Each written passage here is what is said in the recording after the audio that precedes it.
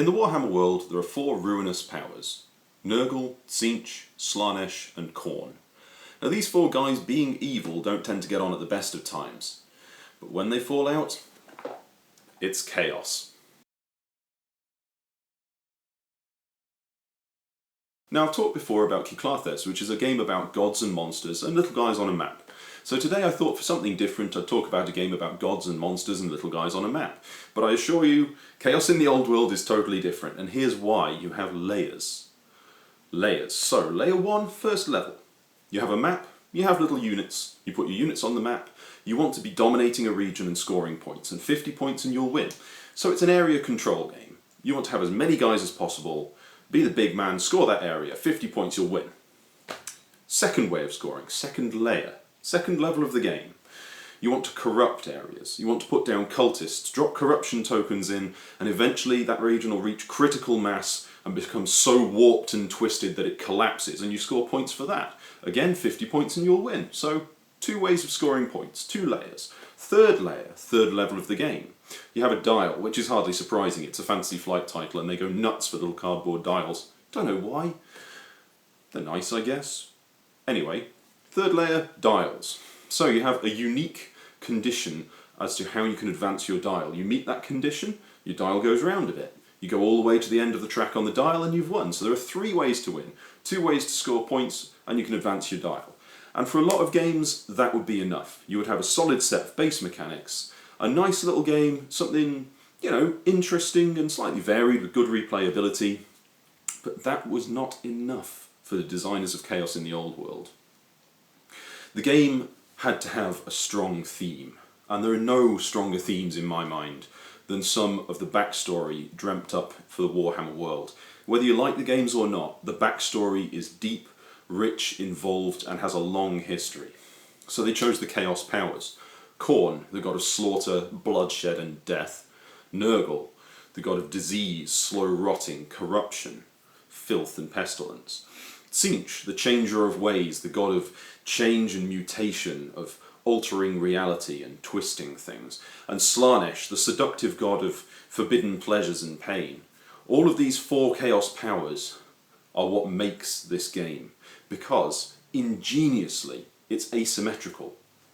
Each of the 4 players assumes the mantle of one of the gods, and each of the 4 gods not only plays differently to the others, but thematically differently to the others.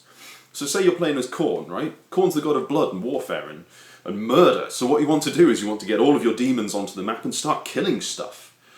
And that's exactly what you do. He's only got 4 cultists. He's not going to be doing any... That was 3, sorry. He's not going to be doing any corrupting anytime soon, but that's not what Khorne's about. Khorne wants to fight. He exists to kill. So that is what you all do. Nurgle. Nurgle plays the slow game. Nurgle is the long game. He's the epitome of inevitable demise. He's disease and pestilence and corruption and plague. He will want to ruin regions, but he'll be doing it slowly. Nurgle will be sitting there, quietly, in the background.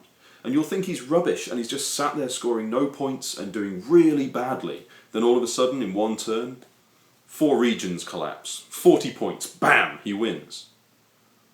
Nurgle is the insidious, slow burn gamer. You have to play in the mindset of the bloated disease god to win.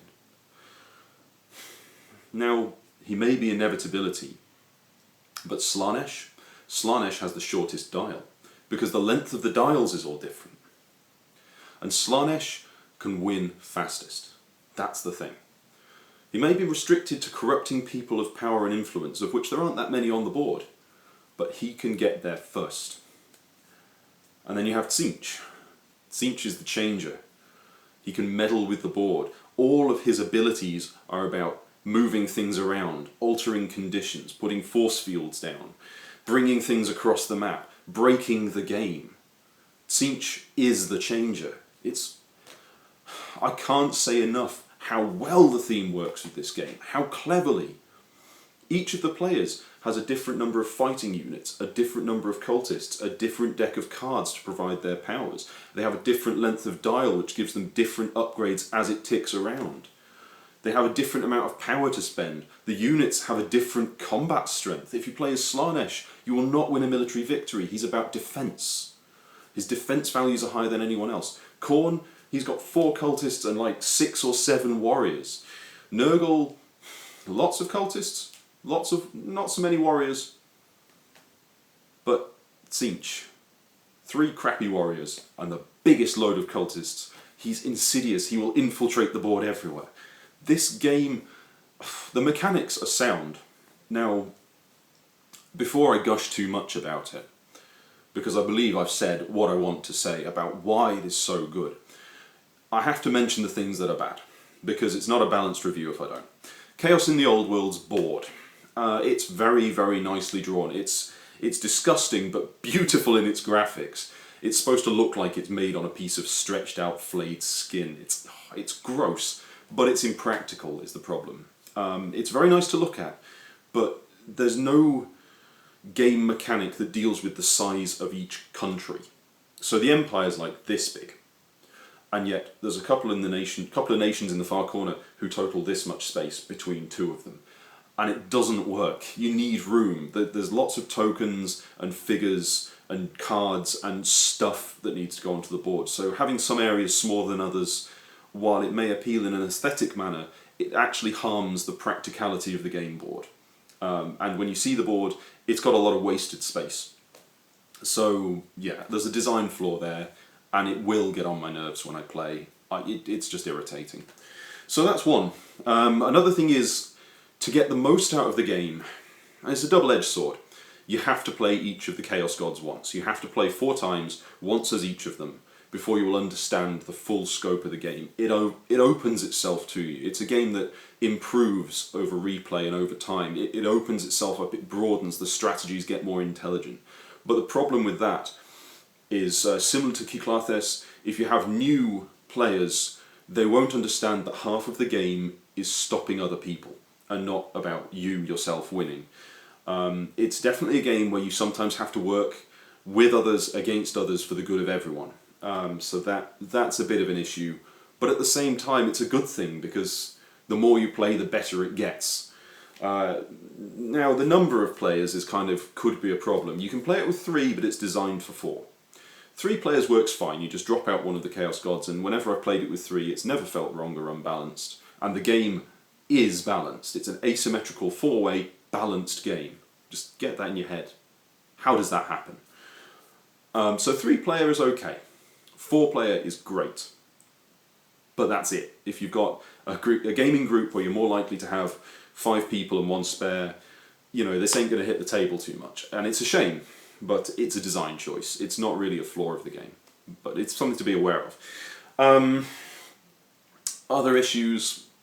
Yeah, when you first play this, something to bear in mind, Khorne will seem insanely strong and Nurgle will seem pathetically feeble. And this is just due to the way they play. Khorne is the easiest to pick up. You go out, you kill stuff. Nurgle is the hardest one to play, because you've got to get your head around the slow corrupting. He won't win in a fight, he will never win on the dial. He just won't happen.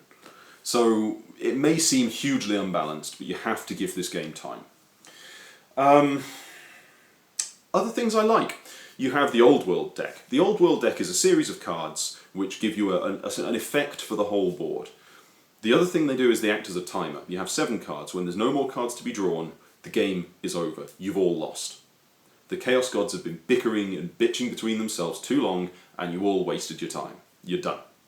So it does have a game timer, which is nice, because this game otherwise could probably go on a while, unless you played it a few times and you know how to really hammer the points out of it.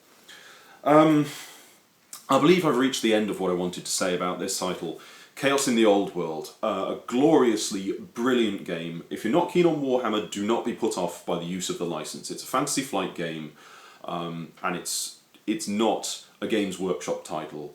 It does have a bit of dice combat in there, which has a mechanic where if you roll a 6, you can roll another, and if you roll another 6, you can roll another. You basically have infinite recurring 6s if you're lucky, which can be a bit stupid.